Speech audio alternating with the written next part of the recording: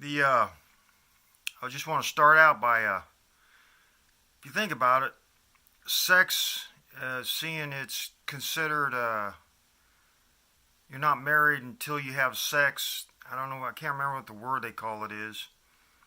You know where they say commensated the commensated the marriage or something like that. So you're not married till you have sex. So is sex marriage? I mean, if you think about it, so all these people that are having sex, premarital sex, they're actually getting married every time they have sex. Yeah, I know you have to have a contract, but anyway, I just had that.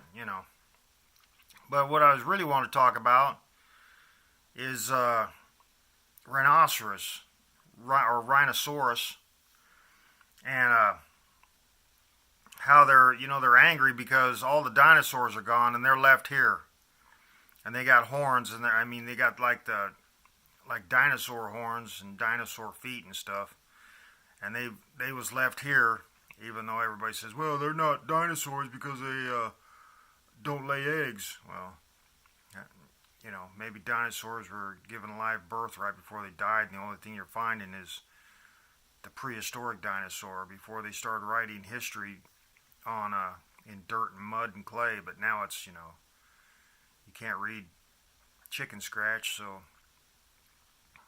it's no history to you. But what I'm saying is they're just, when they're by themselves, and they like their babies and stuff. Rhinoceros likes their baby, but the horn on them. See, I believe all the dinosaurs, they what didn't evolve like the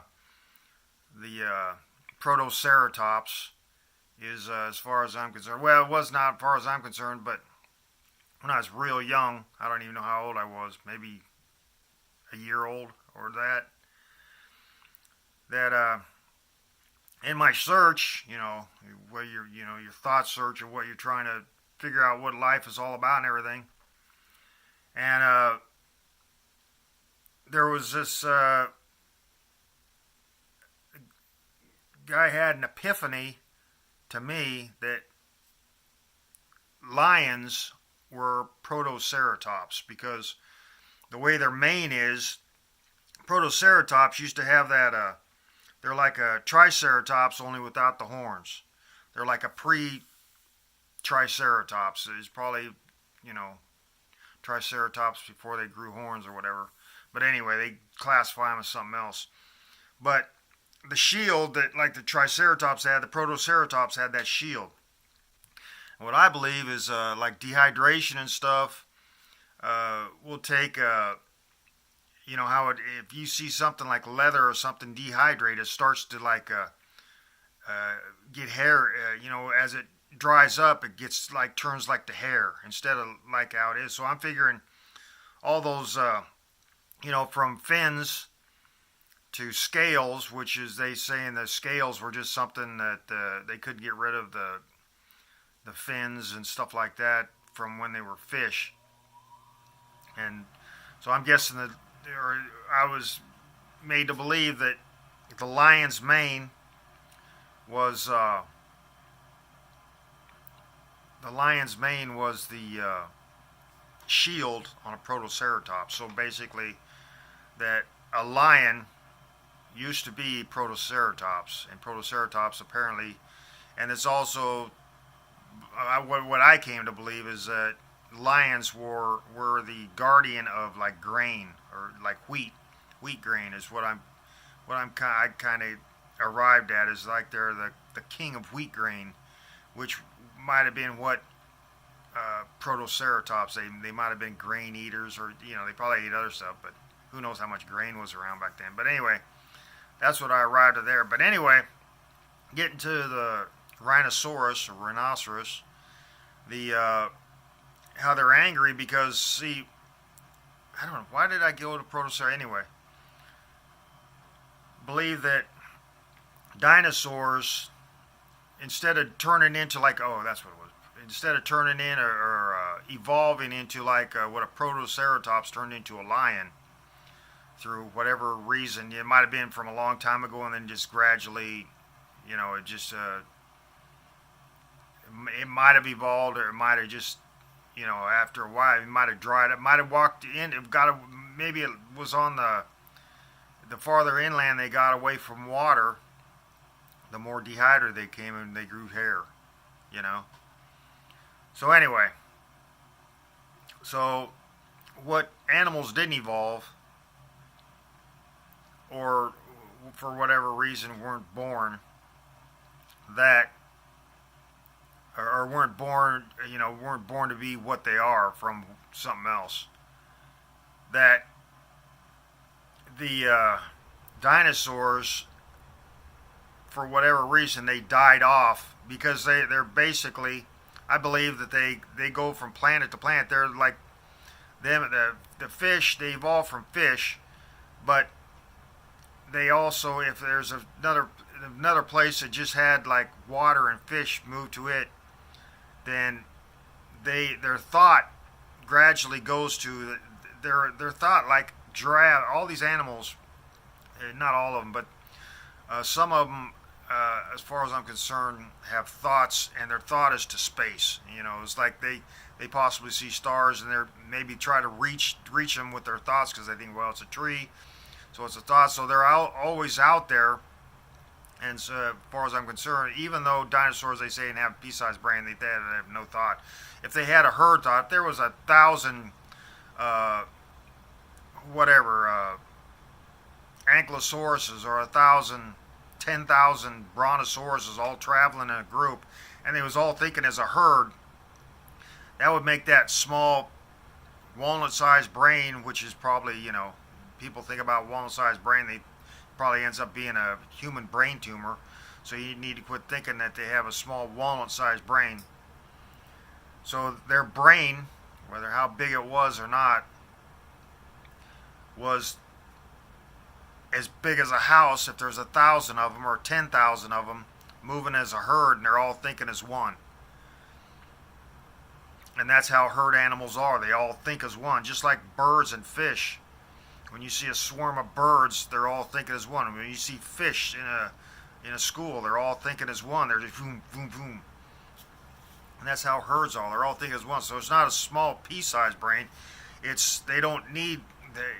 just a part of that herd. So all these hunters that are killing animals, they're taking a part of that herd away, and which is probably the reason they're dying. They die off because the hunters kill them. Anyway. So all these animals are out there thinking, and their thought might hit a planet, and they're thinking, maybe they're not even realizing their thought is on another planet, way out somewhere where there's leaves and stuff, and they want to eat. So they're in there thinking they're eating the leaves. They're eating the leaves here, but their mind is there eating, but they haven't arrived yet. But if they do that for 1,000,000 years, thought of 1,000,000 years, and then the fish there, because if there's plants, there's probably fish. And I think this is how dinosaurs colonize other planets, is their thought will go to, and since they're already formed, then the fish there, and the thought of the animals that are thinking there, transforms the fish into walking on land, which makes the brontosaurus, or you just say brontosaurus, even though they're saying brontosaurus doesn't exist, because whatever, that their thought there forms the fish to walk. After a while they start having fish that walk on land, millions of years. These dinosaurs thinking they're eating there, and their thought is their thought is there, it's being transported out, and it's like radar, like they send sonar or whatever.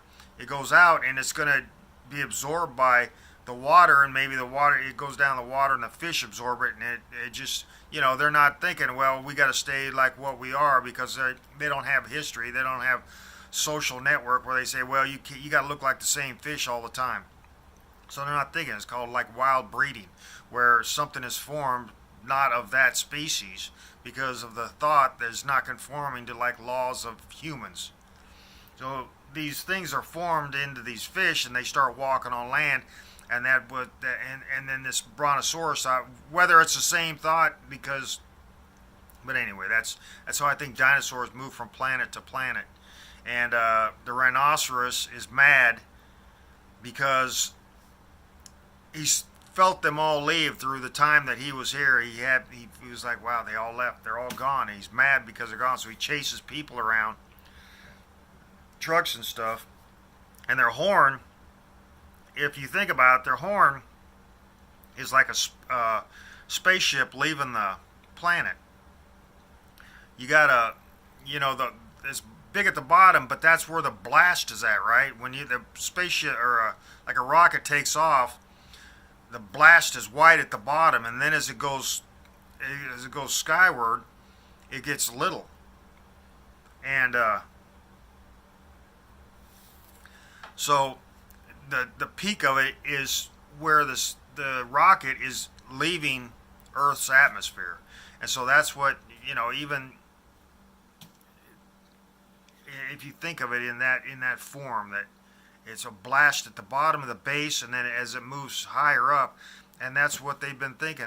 They've been thinking, or they was realized that they was used to blast off of, and they was kind of left here, and they're mad that they don't get to go to another planet, that they're stuck here. So that's the reason a rhinoceros is mad.